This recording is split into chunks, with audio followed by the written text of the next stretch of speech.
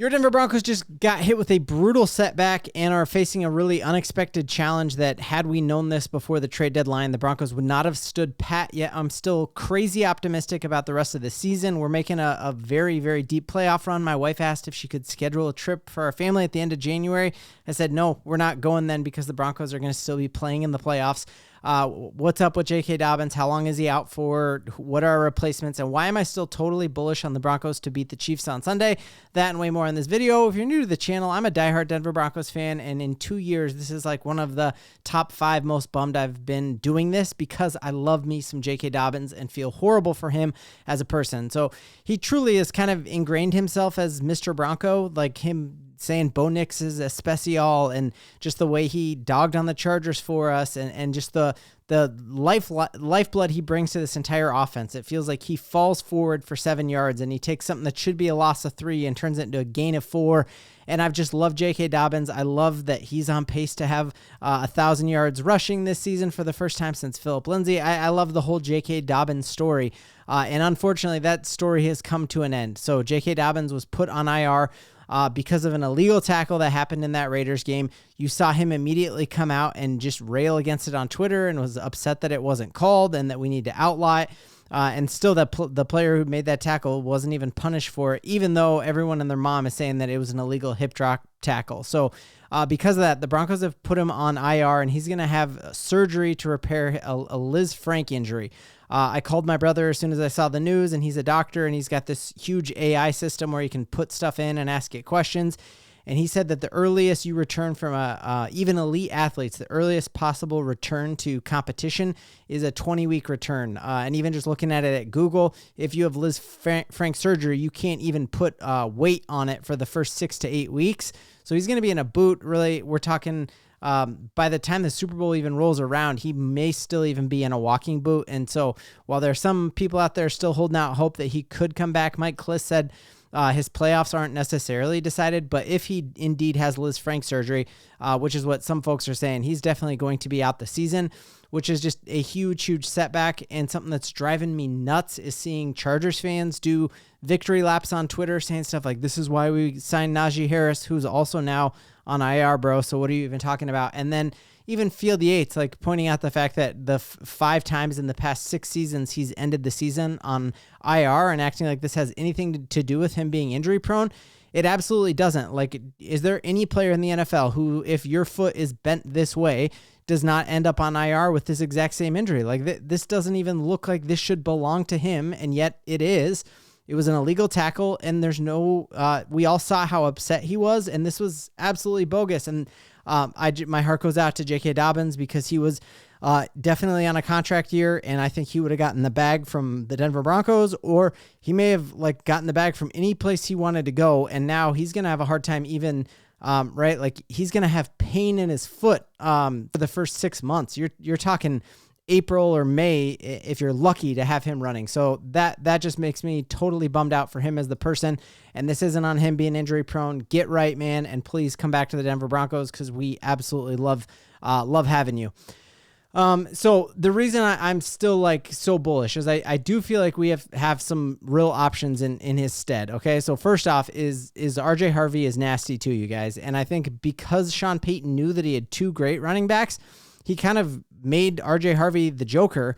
And now instead, what we're going to do is make RJ Harvey the bell cow back. And we've seen, despite all the criticism of him in the pre-draft process, like, this guy can run between the tackles. I'll never forget this preseason game where he shrunk himself down like he was Ant-Man and made it through a hole that you didn't think a man should even be able to fit through. And so absolutely he can run between the tackles. And I think he can do a lot of the in-between the tackle type stuff that we saw and loved. And then obviously we know that he also has this other gear where if you run outside, especially this week, we got Chris Jones coming, like, just run away from him every single time. Let's see a heavy dose of outside run with RJ Harvey. And then even just seeing the inside runs that we had against the Cincinnati Bengals, we saw him do this time and time again. The patience there, waiting for this to develop there and being able to turn what looked like not a lot into something. The thing you'll notice in all of his highlights is that what he thrives on is definitely playing in this pistol set. Reminds me a lot of when Peyton Manning came to Denver and you had Willis McGahee as the pistol running back. and it took him a little while to figure that out, but Peyton Manning wanted to be in the gun so he could see everything develop. I truly wonder, would Bo Nix do better out of a up-tempo pistol-type offense? Like, we've seen him do way better when he is moving up-tempo and way better when he's in shotgun than when he's under center. And so truly, might this hamstring now on Sean Payton, might this force him to do something that truly benefits Bo Nix and the rest of this offense? That makes me excited. Sean Payton came out and said, we didn't draft RJ Harvey because of his pass-catching ability. We drafted him because he's a fantastic runner of the ball and has the best vision in the entire class, is what he said. And so we're going to get a chance to see that on full display this week against the Chiefs, as he is option number one, absolutely.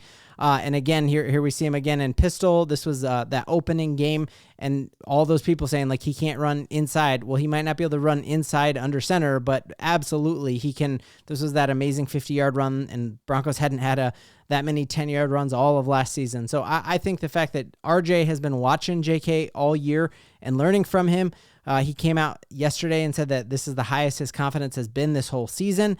And now he's got the whole confidence of this team thrust upon him, because he's got to be good, because you're it, man. You are a second-round draft pick, and you're going to go out and play with it, play like it. And then I think really what you're going to start seeing now is Jaleel is back in here. All we heard last season was Jaleel McLaughlin was probably Sean Payton's like pet bunny or whatever. Sean Payton loved Jaleel. There was all those articles about how he was getting to the practice facility before anyone else was even awake, and that he was the last one to leave, and just an absolute workhorse. And I think he kind of becomes your joker. And again, he can't be a bell cow back, but for sure, I think you now, all the sets that you had for RJ Harvey, you now flex out to Jaleel, and then the hope with Tyler Bidet to step in there and be that third down back again. A huge setback for sure. Like, you can't say the fifth best rusher, and the best running back we've had in Denver in a hot second. Him going out isn't a huge step back, but I just trust this defense so much that I'm not that worried, and I still think we're making a deep run in the playoffs. Now, there are a lot of practice squad running backs who could be candidates for the Broncos. I think Sean Payton has known that this was the case for about a week. Well, Sean Payton is always a slow roller of that news, but if you now read his body language, you can tell Sean Payton knew this was happening. The fact that the Broncos didn't work out any running backs last week shows you Sean Payton probably feels pretty decent about what he has right now. And when you look at the free agent running backs who are out there, there are not a lot of free agent running backs you can just pick up off the street like we did last year when Singleton went down and we went out and got Quan Alexander. You aren't going to do that at the running back position, but you can always kind of snipe somebody off of another team's practice squad. And there are several candidates for that are interesting to me, especially knowing that we want a between the tackles hard runner. Okay. And the first one is Frank Gore Jr., who is currently on the Buffalo Bills practice squad. So you could go out and get him as long as you're signing him to the 53. And there's tons of highlights of his debut and just kind of his ability to run between the tackles.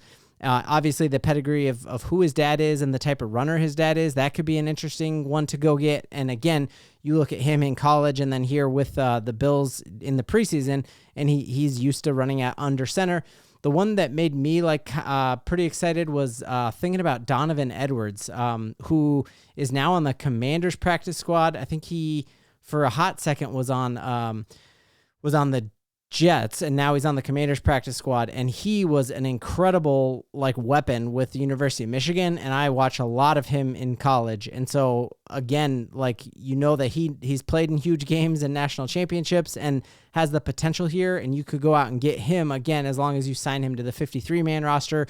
You couldn't just move him onto the practice squad, but I think, again, you look back to Michigan, you see him run between the tackles and just a level of explosiveness there.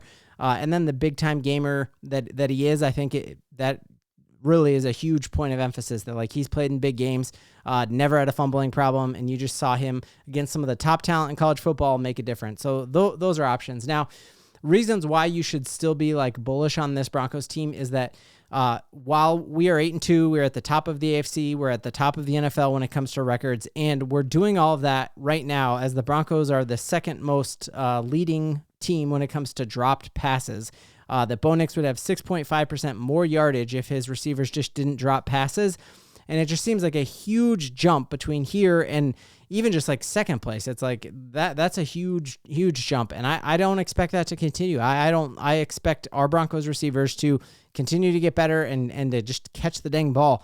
On top of that, we are one of the most penalized teams in football, and I don't expect that to continue either. And so we are 8-2 right now, and we haven't even put together our best game, especially on offense, and we are shooting ourselves in the foot and dropping balls all over the place, so I don't expect that to continue.